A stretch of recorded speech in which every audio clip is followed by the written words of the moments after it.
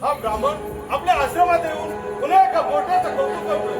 गोड बोलता ज्ञानेश्वर महाराज महाराज हा आनंदीचा बोल महाराज कधी झाला किंवा अवतार आहेत ते हो पैठणच्या अवघ्या ब्रह्मसभेत जमवले त्यांनी वेद बदलले अलौकिक आणि तेजस्वी आहेत ज्ञानेश्वर महाराज. आजकालची पोरडोर जलाकीसारखे खेळ करून तुमच्यासारख्या निर्बुद्धांना भुलवू शकतील, परंतु काळावरचा उदारमंत राज्य करणाऱ्या आमच्यासारख्या तपस्वी समोर क्षणभरही टिकू शकत नाही. या पोराला योग्य सामर्थ्य म्हणजे काय हे दाखवणं आवश्यक आहे. साधका जी गुरुदेव. लेखन साहित्यात कशी आहात?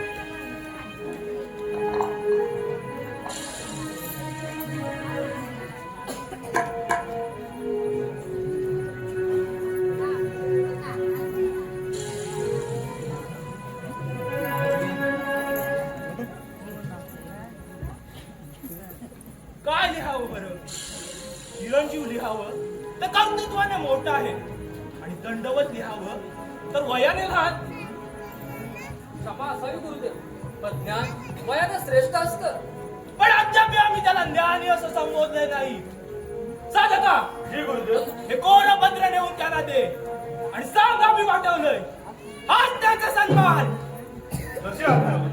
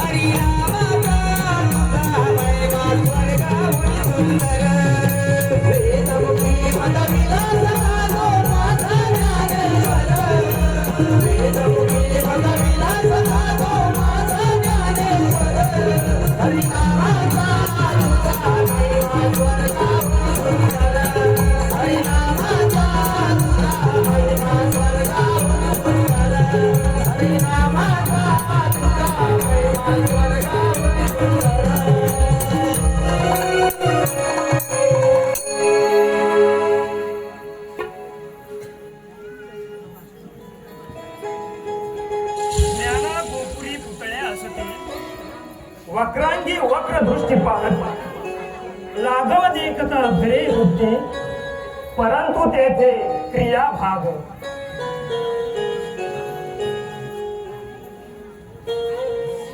कोण आपण? आम्ही गुरुदेवांचे साधक आहोत. आपला स्तोत्र वाचा.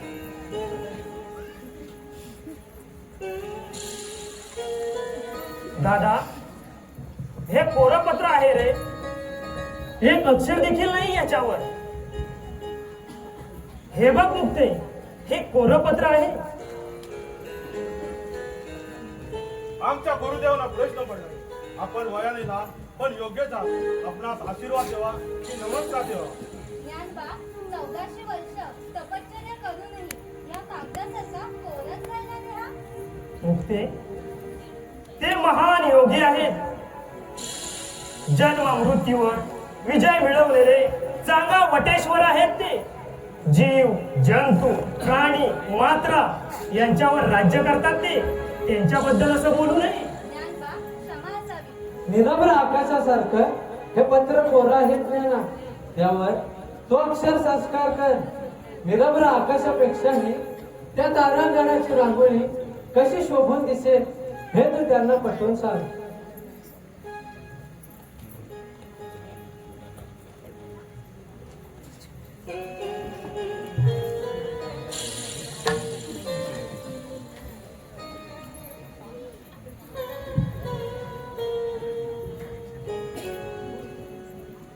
स्वस्ते श्री वटेशु जो लपुनी जगदा भासू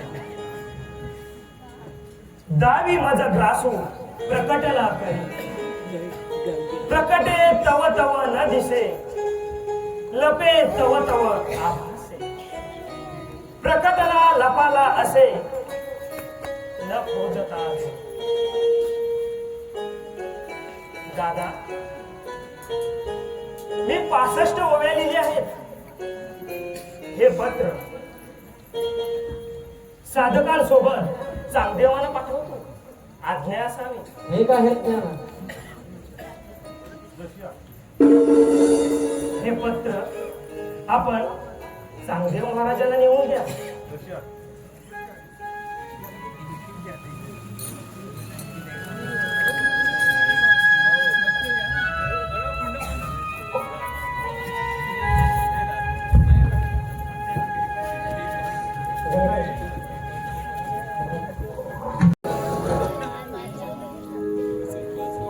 इतका वेळ झाला तरी आमचे साधक अजून आले कसे नाही. त्या पोरट्यानं आमच्या साधकांना भुरळ तर पाडली नसेल.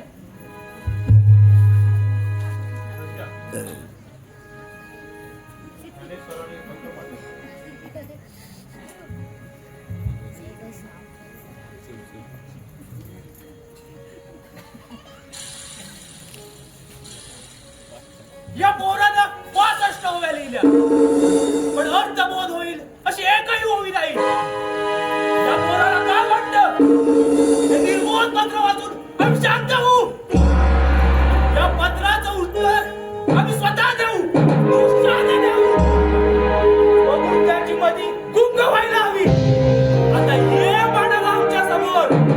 साधक आमच्या प्रस्थानाची तयारी करा.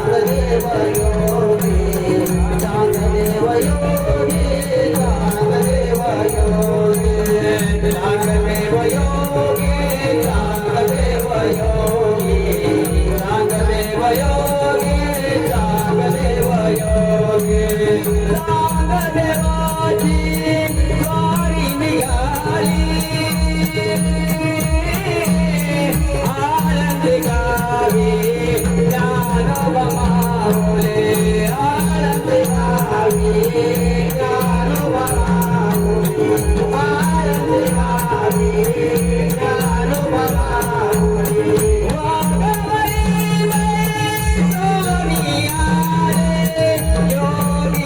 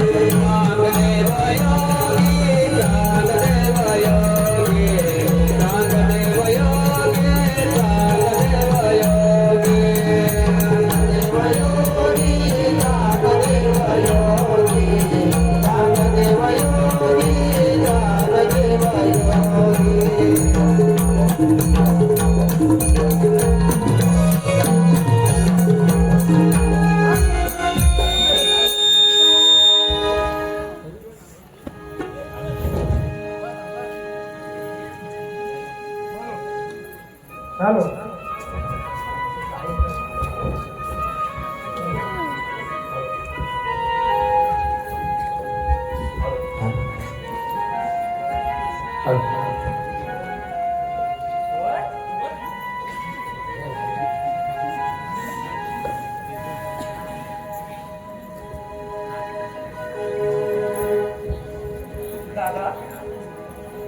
मंडळींमध्ये ज्ञान ग्रहणाची गोडी निर्माण झाली आहे. समस्त समाजात पंढरपुरी जाऊन या परमात्म्याचं सबूत दर्शन करायला हवं. दादा, कधी जायचं पंढरीला? ज्ञानेश्वर महाराज, निवृत्ती महाराज, ज्ञानेश्वर महाराज, निवृत्ती महाराज. काय झालं विसोबा काका? आणि असं धावत येण्याचं कारण तरी काय? महाराज, चांगदेव आपल्या भेटीस येत आहेत. आता भला मोठा साप आहे, वाघावर आरूढ होऊन येत आहे. भूतो त्या भविष्यती अशी भली मोठी मिरवणूक घेऊन ते येत आहे. दादा, चांगदेव येत आहे.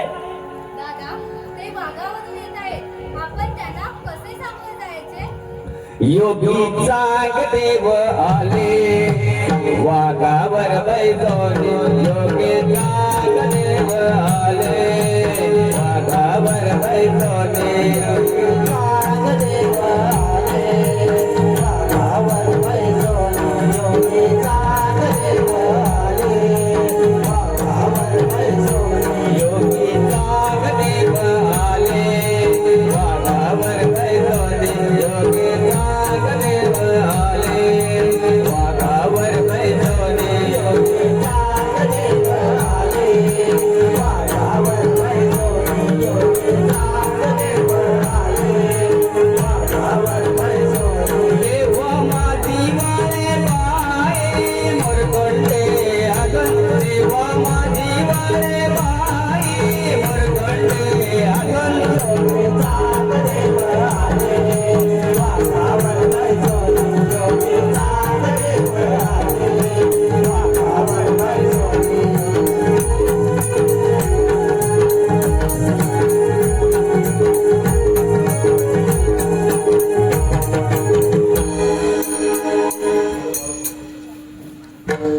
दादा, ते वाघावरून आले आहेत. आपण त्यांना कसे सामोरे जायचे? मुक्ते, अगं त्यांचं जीवितावर राज्य आहे. आपण या दगडमातीच्या भिंतीलाच विनंती करू.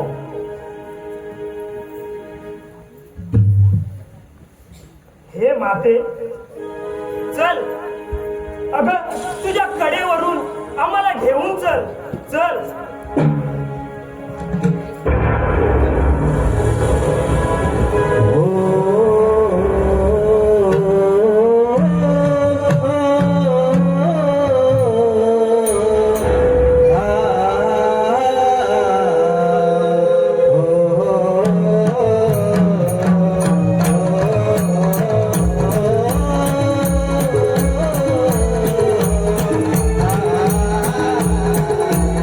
Ah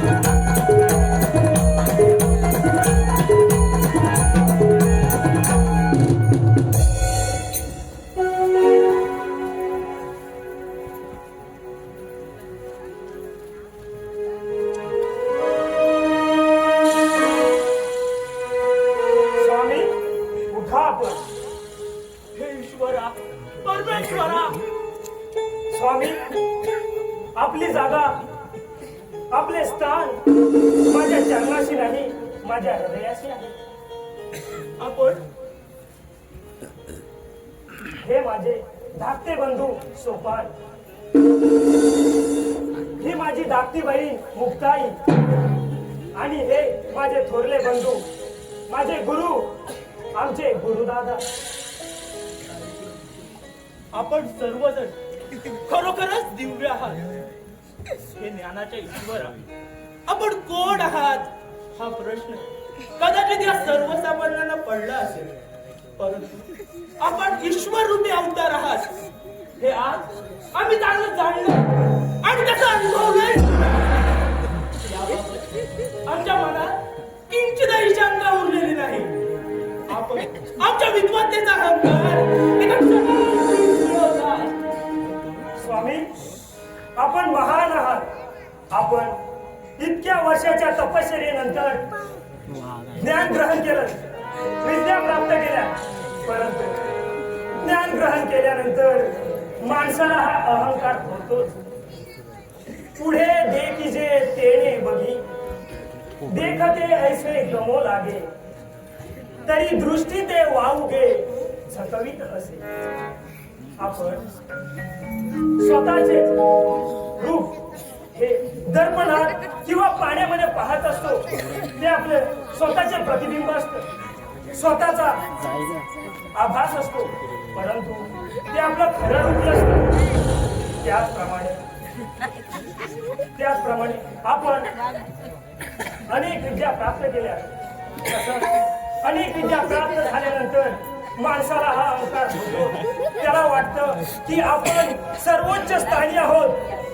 हा त्या माणसाने स्वतःशीच केलेला त्याचं एक मोठा नुकसान किंवा त्याने स्वतःशीच केलेली त्याची एक मोठी फसवणूक असते. ज्ञानेश्वर महाराज, आपण आमच्या डोळ्यात अंजन घातलं. अहो, मी या संपूर्ण सजीवांना आणि हिंस्र श्वापदांना वशभूत केलं, सर्पाचा असूट केला, परंतु आपण ही अचेतन आणि अचल भिंत चालवून हे स्पष्ट केलंय की या निर्जीव वस्तूमध्ये सुद्धा चैतन्य असतं, चराचरात ईश्वर आहे हे आज आम्हाला पटलंय. अहो, या संपूर्ण निसर्गावर आणि या जीवसृष्टीवर अधिकार गाजवण्याचा आम्हाला गर्व झाला होता, परंतु ज्याचं या अचेतन आणि अचल सृष्टीवर वर्चस्व चालतं, या भगवान परमात्म्याचं साक्षात आम्हाला दर्शन झालं. व्यर्थ व्यर्थ आहे 1400 वर्षांचं आयुष्य. ज्ञानेश्वर महाराज व्यर्थ आहे. स्वामी, हो आपण महान योगी आहात. तुम्ही आणि आम्ही या ईश्वराचेच लेकरे आहोत. मग तुमच्यात आणि माझ्यात या ईश्वराचाच अंश आहे. मग सांगा, तुमच्यात आणि माझ्यात भेद तो कसला? आपण आताच या समस्त समाजाला या पंढरपुरी जाऊन या परमात्म्याचं सगुण दर्शन घडवूया.